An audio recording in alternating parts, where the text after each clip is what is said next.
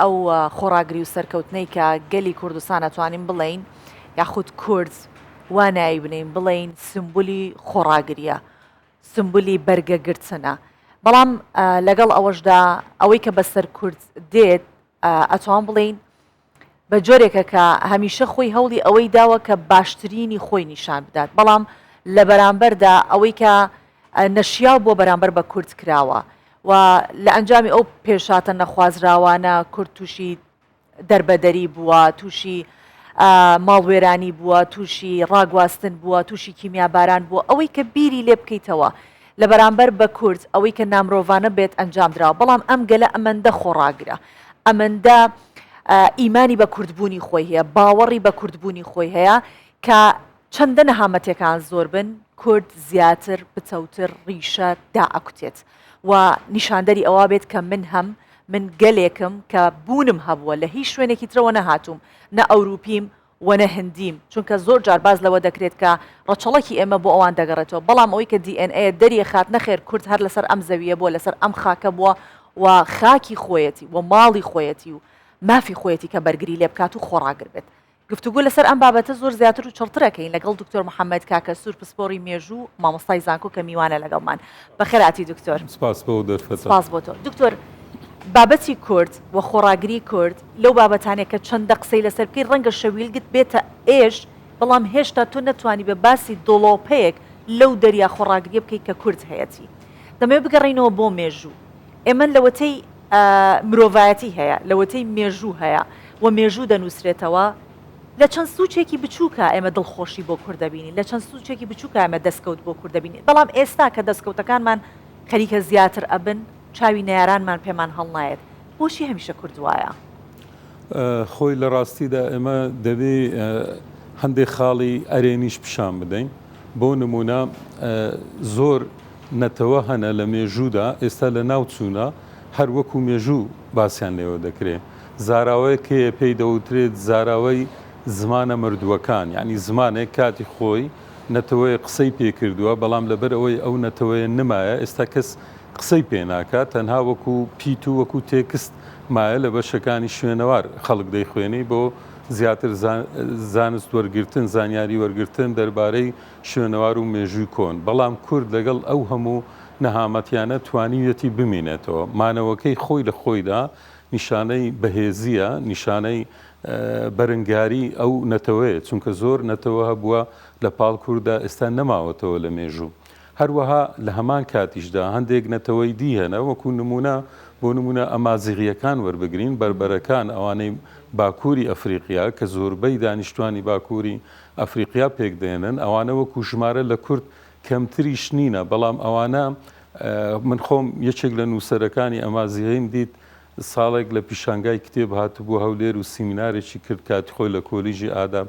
دەیگۆ ئێمە تەمەنا دەکەین بگەینە ئاستی کورد لە پەرەپێدانی زمان لە مەسلەی ئیدارە لە زۆر بواردا یعنی ئەوان بارودۆخیان لە ئێمە زۆر زۆر خراترە تەمەنای ئەوە دەکەن بگەنە بەشێک لەوەی کە ئێمە پێیگەیشتوین بۆیە ڕاستە نەهامەتیەکان زۆرە بەڵام خاڵی ئەرێنیشەیە کە ئێمە باسی لێ بکەین سەبارەت بەوەی بۆ وایە خۆی زۆر هۆکار هەیە بەڵام لە ڕاستیدا یەکێک لە هۆکارە هەرە سەرچیەکان جوگرافیای کوردستانە ئێمە ئەگەر لە مێژووی کۆنەوە وەری بگرین دەبینین کوردستان زۆر نزیک بووە لە دوو سنتەری بڕیاری زۆر بەهێز لە ڕۆژهەڵاتی ناوەڕاست یەکیان ئێران بووە بە جیاوازی دەوڵەتەکان لە مێژووی کۆندا و لە مێژووی نوێژدا کە هێزێکی گەورە بووە لە ڕۆژهەڵاتی ناوەڕاست و لەسەر ئاستی جیهانیش بۆ نمونە پێش ئیسلام دوو هێزی گەورە هەبووە دەوڵەتی ساسانی و دەوڵەتی بێزەنتی ساسانیەکان دیارە لە ئێرانی ئێستا بوونە بێزەنتیەکانیش پایتەختیان ئەستەمبۆڵی ئێستا بووە ئەو دوو هێزە یعنی دوو هێزی سەرەکی جیهان بوونە گرفتەکە ئەوەیە ئەوانە لە سنووری کوردستان زۆر نزیک بوونە بۆیە کورد زۆر بە زەحمەت توانیویەتی سەر دەربهێنی تواناکانی خۆی پیشان بدا دواتر لە سەردەمەکانی دیش ئەو دوو هێزە بە ناوی جیا بە ناوی دەوڵەتی جیا لە ڕاستیدا ڕێگر بوونە لەوەی کورد وەکو دەوڵەتێکی بەهێز وەکو کیانی سیاسی بەهێز خۆی بە دیار بخا بەڵام لە هەمان کاتیشدا ئێمە لە سەدەکانی ناوەڕاستدا کیانی سیاسیمان هەبووە لە کوردستان بە شێوەی میرنشین هەروەها لە مێژووی نوێدا میرنشینمان هەبووە کاتێک میرنشینەکانیش کۆتاییان پێدێ ئێمە شۆڕشەکانی کورد دەست پێ دەکەن ئیدارەی کوردیمان هەیە چ لە سەردەمی شێخ مەحموود چ لە سەردەمی کۆماری کوردستان هەروەها لە سۆڤیەتی جاران کوردستانی سوورمان هەیە دواتر لە نۆتەکانیشەوە حکوومەت و پەرلەمانی کوردستانمان هەیە. زۆر باشە بۆیەوە حەزمە کرد بە وردی قسەکان بە جەنابەت نەبڕم بە وردی باس لەو مێژووە بکەین. ئەمە نیشاندەری ئەوە بێت کە ئێمە بە درێژایی مێژوو ڕوبەڕووی ئەوە بووینەتەوە کە پێشێرکاریمان بەرامبەر لەگەڵ بوونمان لەگەڵ هەبوونی نەتەوەمان بوونی زمانمان بوونی کولتورمان. دەمێ بڵێم لە سەرەتا ئاماژەت بەوە کرد کە وەکو ئامازیغیەکان ئەوان تەمەنای ئەواکەن. بەڵێ من خۆم نووسەری ئەمازیغیم دیتە و سیمیناری کردێ لە کۆلیژیادا باسی لەوە کردووە دەڵێ ئێمە لە ڕووی زمانەوە نەمانتوانیوە لە ڕووی ئیدارەوە بۆ نمونە و ئەوانیش نەتەوەکن لە ڕاستیدا خەڵک تا ڕادەیەک زانیاری لەسەریان هەیە مافخوراون بەڵام بارودۆخیان وەکو کورد باش نییە. کاتە بە هەر ئەوە وەکو پرسیاری لێ بکەین چ شتێک هۆکارە لە ئێمەی کورد کە ئەو خۆڕاگریەمان تیا بمێنێت لە زمانمان لە کولتورمان تەنانەت ئەگەر باسی نەتەوەی تر بکەین جلوبەرگی نەتەوەی مەگەر وڵاتانی عەرەبی بە جلوبەرگی نەتەوەی خۆیان لە ناو شەقامەکانە بن ما باقی وڵاتانی دیکە بینی جلوبەرگی نەتەوەیان تەنیا لە مۆزەخانەکان هەیە بەڵام ئێمەی کوردیش بە هەماشەوە لە ناو بازاڕ و شەقامەکانمان جلوبەرگی نەتەوەی کورد دەبینین. گرنگی پێدان بە جلوبەرگی نەتەوەی کوردی بە زمانمان بە ئاڵامان ئەمانە تا چەندە بنە هۆکار بۆ ئەوەی کە ئێمە بتوانین پارێزگاری لە فەرهەنگمان بکەین لە کولتورمان بکەین و ببێت بە سمبولی خۆڕاگری بۆمان. ئەوانە هەمووی هۆکارن لە پاڵ کۆمەڵک هۆکاری دی بەڵام ئەوەی جێگای خۆشحاڵیە سەردەمی نوێ شتێکەیە بە ناوی یاسای نێودەوڵەتی بە ناوی نەتەوەی گرتوەکان بە ناوی پەیوەندی نێودەوڵەتەکان کە لە سەردەمی مێژووی کۆندا ئەو شتانە نەبوو یان زۆر لاواز بوو ڕاستە یاسایەکان بە تەواوی جێبەجێ ناکرێن زۆر جار پێشێل دەکرێن بەڵام بەگشتی گۆڕانی سەردەم کۆمەڵک خاڵی ئەرێنی لە بۆ کورد هێناوەتە گۆڕێ و کوردیش لە ڕاستیدا باوەڕی بە نەتەوەکەی خۆی هەیە بۆیە لەو ڕادەیە لە پێشکەوتندا ئێمە هیوادارین کە ڕادەیەکی پێشکەوتوتر بی بەڵام بێگومان ئەوەی هەشە ئێمە دەبی بە چاوێکی ڕێز سەیری بکەین بەڵام خاڵی نەرێنی شەیە لە مێژووی کووردا و لە مێژووی هەموو نەتەوەکاندا بەڵام فشارەکانیش لەسەر کورد ئەوەندە زۆر بوونە لەوانەیە لەسەر هەر نەتەوەیەکی دیبی بارودۆخەکەی خراپتریش بی لەوەی ئێستا هەر بەرەو نەمان بچوایە لەوانەیە لە نمونەشمان هیناوە گوتمان زۆر نەتەوە هەیە لە ناوچووە. بەڵێ دکتۆر خۆڕاگری تەنیا بەس لە ناو هاوڵاتیانی ئاسایی نابینرێت ئێمە هێزێکی نیشتیمانی کوردستانیمان هەیە هێزی پێشمەرگەی کوردستان کە ئەوەی لە هێزی هاوپەیمانان یا هەر وڵاتێکی دیکە کاتێکە هێرشی داعش کرا یاخود لە کاتی ئازادکردنی عێراق ئەو هێزە بیانیانەی کە ئەهاتن دروستە ئەوان چەکیان پێەیە دروستە ئەوان بە سیستەمێکی نوێ بە تەکنۆلۆژیایەکی نوێ جەنگەکەن و شەڕەکەن بەڵام لە ناو هێزی پێشمەرگەی کوردستان خۆڕاگریەک هەیە توانی بڵێ شتێکی ئەلێرە لە دڵایە هەستێک هەیە کە لەگەڵ سەربازی هەموو وڵاتێکی تر جیای ئەکاتەوە ئەمە بۆ خۆی فاکتەرێکی تر نییە کە خەڵکی هەرێمی کوردستان کاتێک ئەو هێزە ئەبینن ئەوەی تر دڵگەرم بن ئەوەی تر تامەزرە و تینووی بەرگری کردن بن خۆی وتەیەک دەڵێ بۆ ئەوەی خەڵک باوەڕ بە تۆ بکە یعنی چ لەسەر ئاستی تاک چ لەسەر ئاستی کۆمەڵ نەتەوە دەوڵات پێویستە یەکەم جار تۆ باوەڕت بە خۆت هەبی اینجا خەڵک باوەڕ بە تۆ دەکەم هەروەها ئەوە دەمانباتەوە بۆ شتێکی دی ینی یەک لەو بابەتانەی زۆری لەسەر نووسراوە زۆر باسکرایە مانای ژیان چییە ینی خۆی ژیان هەر خۆشی نییە ژیان خۆشی و ناخۆشیە ئەگەر هەر خۆشیبی مرۆڤ لەوانەیە لە ژیان بێزار دەبی بەڵام خۆشی ژیان لەوەدایە کە ئەتوو بتوانی بەسەر ناخۆشیەکاندا زاڵبی بۆ نمونە لە فەلسەفە یەک لە فەیلسوفە بەناوبانگەکان تۆینبی دەڵێ شارستانیەت چۆن دروست دەبی دەڵێ کاتێک تەحەدیەکە بوو بە کوردی دەڵێن ئالنگاری و ئیستیجابەکە بوو لە بۆ ئەو تەحەدیە واتە ڕوبەڕووبوونەوەی ئەو ئالنگاریە دەڵێ هەر نەتەوەیەک هەر کۆمەڵە خەڵکێک توانی ڕوبەڕووی ئالنگاریەکان ببیتەوە شارستانیەت دروست دەکات بەڵام دەڵێ پێویستە ئالنگاریەکان نەزۆر لاواز بن نەزۆر بەهێز بن مام ناوان بن بەهێزە تووشی کورد بووە بەڵێ ئەو خۆی گرفتەکەی کورد ئەوەیە ئەو ئالنگاریانە زۆر بەهێز بووە بەڵام لەگەڵ ئەوەشدا توانیوەتی بمینێتەوە. يعني ئەمە هەتا ئەگەر لە ڕووە ئاینیەکەی وەربگرین مەسەن لە قورئاندا دەڵێ وخەلقنا الإنسان في كبد يعني لا ململانه يعني صراع واتە كبد حتى ئەگەر ئەوەی وەربگرین دروستکردنی مرۆڤ و لە بەهەشدا ئەو ململانەیە لە نێوان ئادەم و حەوا و شەیتان دروست بووە.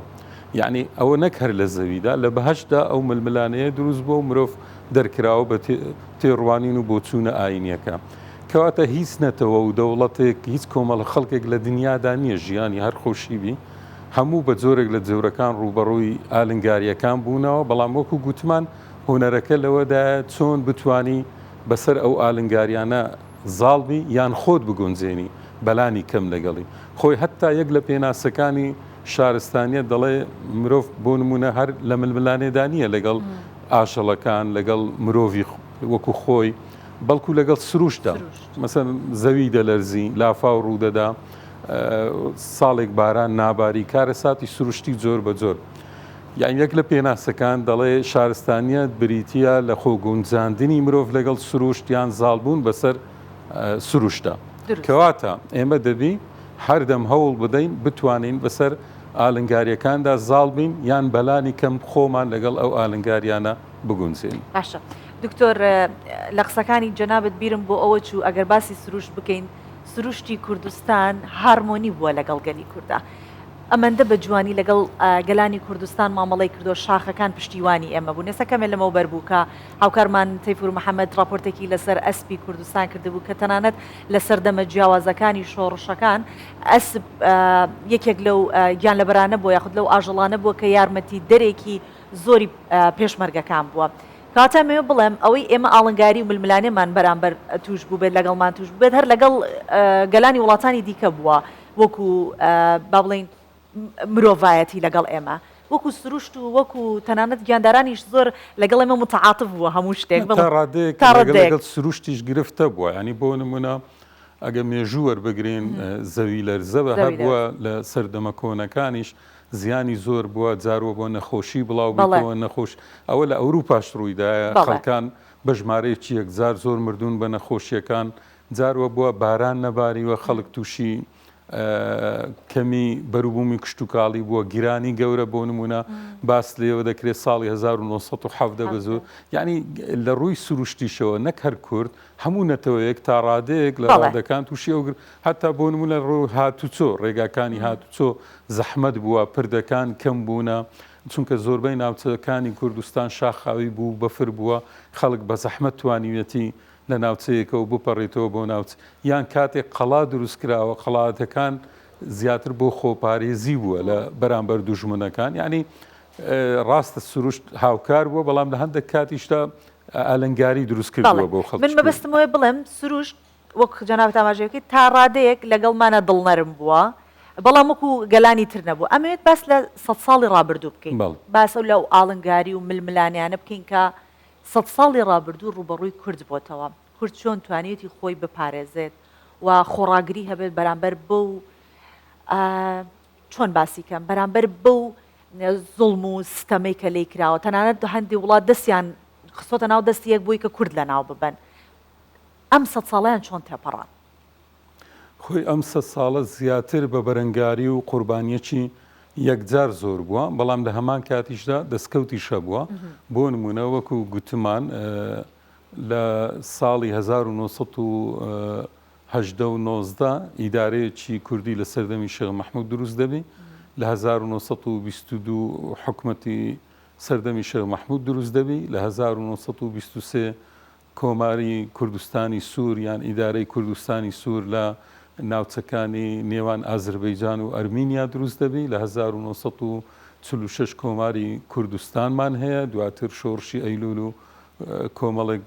شۆڕشی دیمان هەیە لە 1992 حکومەت و پەرلەمانی کوردستانمان هەیە یعنی لەگەڵ هەموو ناخۆشیەکان لەگەڵ هەموو قوربانیەکان لەگەڵ هەموو ئەو کارە ساتانەی بەسەر کووردا هاتووە بەڵام بە بەردەوامی بەرەنگاریشە بووە باوەڕ بەخۆبوون هەبووە لەگەڵ کەمی تواناکان ڕوبەڕووی نیزامیە بەهێزەکان بوونەوە ئەوەش نیشانەی باوەڕ بەخۆبوونە بۆیە ئێستاش لەسەر ئاستی جیهاندا زۆر هێزەیە باوەڕی بە کورد هەیە ئەوەش بنەمایەکەی لەسەر باوەڕبوونی کورد بخۆیت. دکتۆر من بابەتێکم خوێندەوە سەبارەت تەنانەت بە هەڵپەرکەی کوردی ئەڵێت سەماو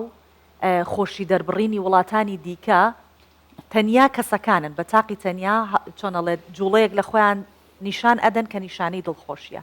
تەنیا کورد نەبێت کە دەست ئەخەنە ناو دەستی یەک بە ژن و پیاو لەگەڵ یەک پێ ئەکوتن بە زەوی کاڵێن ئەم زەویە زەوی منە و دەست لە ناو دەستی یەک مەبەستمێمە لە خۆشیەکانیش خۆڕاگریمان هەبووە خۆی هەتا بۆ چوونەکە دەڵێ ئەو هەڵپەرچەیە زۆرێکە لە مەشقی سەربازی یعنی دەڵێ لەوانەیە پێش شەڕەکان ئەنجامیان داوین چونکە تاڕادەیەک لە مەشقی سەربازی نزیکە ئێمە دەزانین کە سەربازەکان لە سوپانی زامیەکان بە هەمان شێوە قاچیان لە عەرد دەدەن بەڵام بە جوڵەی جیاواز و بە شێوەیەکی با بڵێن بە کۆمەڵ بۆیە بۆچوونەکەی دەڵێ هەڵپەرچێت زۆرێک بە یان نزیکە بەلانی کەم لە مەشقی سەربازی واتە ئەمە لە ڕیشەوە لەگەڵ ئەوە ڕاهاتوین کە هەمیشە بەرگری لە خۆمان بکەین دەست لە ناو دەست بین دەمەوێت لەسەر ئەم خۆڕاگریە چی بکەین کە نەوەی داهاتوومان من دیسان دەمەوێت جەخت لەو خاڵە بکەمەوە بە درێژایی مێژوو دوو سنتەری هەرە گەورەی هێز لە ڕۆژهەڵاتی ناوەڕاست ئێران و تورکیا ئێستا بوونە بۆیە کورد لەو نێوەندەدا یعنی زۆر زەحمەت بووە توانیوەتی بمینێتەوە و ماوەتەوە و تاکو ئێستش ئەو گرفتە هەیە و هەر ئەمێنین و ئینشەڵا ڕۆژێکیش دێت کە دەوڵەتی کوردیمان ئەبێت و ئاڵای کوردستان ئاڵایەکی فەرمی ئەبێت لە هەموو وڵاتانە قورسترین وێزگەکانی مێژوو لە 100 ساڵی ڕابردوو کامە بچکە دوو جار جەنابەت ئاماژەت بۆ کرد لە نێوان ساسانیەکان و لە ناوان بێزەنتێنیەکان گەلانی کوردستان زۆر توانیوانە بە زەحمەت بمێننەوە قورسترین ئاڵنگاریەکان کامەنە بوون کە لە یاد ناکرێن و دەبێ ببێ بە پەنج بۆ ئێستامان کە سوودی لێوەربگرین خۆی سەردەمی مەغۆلەکان ڕاستیدا نەک بۆ کوردستان بە تەواوی بۆ هەموو ڕۆژهەڵات یعنی هەموو نەتەوەکانی ڕۆژهەڵات یادگاریەکی زۆر ترسناک و ناخۆشیان لەگەڵ هێرشی مەغۆلەکان هەیە بەڵام کورد لەو سەردەمیشدا توانیویەتی مقاومە بکە ئەگەر چی کوردستان دوایشدا گیرکرا بەڵام کورد هەر ماوە و دواتریش مەسەن لە سەردەمی شەڕی یەکەمی جیهانی و شەڕی دووەمی جیهانی بەڵام زیاتر یەکەمی جیهانی کورد ناخۆشی زۆری دیوە و لە هەموو پارچەکانی کوردستاندا کورد لە بەشی تورکیا ئێران با بڵێن عێراق ناخۆشی زۆری دیوە بەڵام لە هەمان کاتیشدا ئەوەی تێبینی دەکەین زیاترین دەستکەوتەکان لە کوردستانی باشوور کوردستانی عێراقدا هەیە و پێویستە ئەو دەستکەوتانە بپارێزرێن باشە دکتۆر ئەوەی کە لە گەلانی کوردستان ئەبیندێت ئەگەر بیکەن بە 1000 پارچەی تریشەوە نەک بیکەن بە 4 پارچەوە بیکەن بە 1000 پارچەی تریشەوە دیارە کە ئەمە سمبولی خۆڕاگریە لە کوردانی ڕۆژهەڵات هەمان هەڵوێستە بینین لە کوردانی باکوور هەمان هەڵوێست لە کوردانی ڕۆژاوا هەمان هەڵوێست کاتێک کە هێرشەکرێتە سەر بەشی باشوور دەبینین کوردانی پارچەکانی دیکە بە چ جۆش و خرۆشێکەوە یان ئەگەر ڕێگەشیان پێنەدرێت لە تۆڕە کۆمەڵایەتەکان بێ بە هەر شێوەیەک بێت ئەوە نیشان ئەدەن و بەرنگاری زۆر لە نەهامەتەکانە بن بۆ نمونە بەرنگارە ئەبنەوە بەرامبەر بۆی کە لە زمانی کوردی زۆر ڕێگریان لە ئەکرێت ئەوەی کە لە ڕۆژهەڵات دەیبینین تەنانەت زیندانیش دەکرێن تا چەند گرنگەکە گرنگی بە زمانی کوردی بدرێت بە زمانی دایک کە زمانی کوردی ئێمەیە بدرێت بۆ ئەوی کە ئەو هەستی خۆڕاگریە لە ئێمە زیاتر چۆن لە ئەو توی خۆڕاگریە لە ئێمە بمێنێتەوە گەشە بکە زۆربەی ئەو کەسانەی باسی نەتەوایەتی دەکەن بۆ نمونە یەک لەوانە ساتە ئەلحوسەری کە بە بیرمەندێکی عەرەبی دادەنرێت دەڵێ نەتەوایەتی لەسەر دوو بنەما دامەزراوە زمان و مێژوو چونکە تو زمان و مێژوو ئەو خەڵکە لەگەڵ یەکتری کۆ دەکاتەوە لە پاڵ کۆمەڵێک هۆکاری تر بەڵام ئەو دەڵێ سەرەکی ترینیان زمان و مێژووە بەڵام من بە شێوەیەکی گشتی دەمەوێت بڵێم کورد لە ڕووی ئاسکەریەوە ئازا بووە و دۆست و دوژمنەکانی زۆر دان بەوە دادەنێن و لە ڕووی سیاسیشەوە هەوڵی داوە بەڵام من پێم وایە کەم و کوڕیەکەی کورد زیاتر لە ڕووی فکری بووە بۆ نمونە ئێمە ئەگەر نمونەیەک بینینەوە زۆر بە سادەیی ئەگەر مرۆڤ بەراورد بکەین لەگەڵ ئاژەڵەکان لەگەڵ شێر و پڵنگ و فیل و ئاژەڵە جۆر بە جۆرەکانی دی مرۆڤ توانای جستەیی ئەو ئاژەڵانەی نییە بەڵام بۆ مرۆڤ توانیوێتی ئەو ئاژەڵانە لە باخچەی ئاژەڵان دابنێ و سەیری بکە بەهۆی فکرەوەیە نەک بەهۆی هێزی جەستەیەوە. یعنی مرۆڤ لە ڕووی هێزی جەستەیەوە توانای زۆربەی ئاژەڵەکانی نییە، بەڵام لە واقعدا بەسەر ئەو ئاژەڵانە زاڵ بووە بەهۆی فکریەوە. بۆیە من پێم وایە مەسەلەی کورد ئەگەر لایەنێکی سیاسیە، ئەگەر لایەنێکی عسکەریە، لایەنە هەرە گرنگەکەی لایەنێکی فکریە. ئێمە لە ڕووی فکریەوە لاواز بووینە، بۆیە پێویستە لێرەوەوە گرنگی بەو لایەنە بدرێ. کورد چۆن مامەڵە لەگە دەوڵەتانی دەوروبەر و دەوڵەتانی جیهانی بکە، پەیوەندی پارچەکان لەگەڵ یەکتریدا چۆن بی، پەیوەندی خەڵک لەگەڵ حکوومەت چۆن بی، ئەو بابەتانە پێویستە بەوردی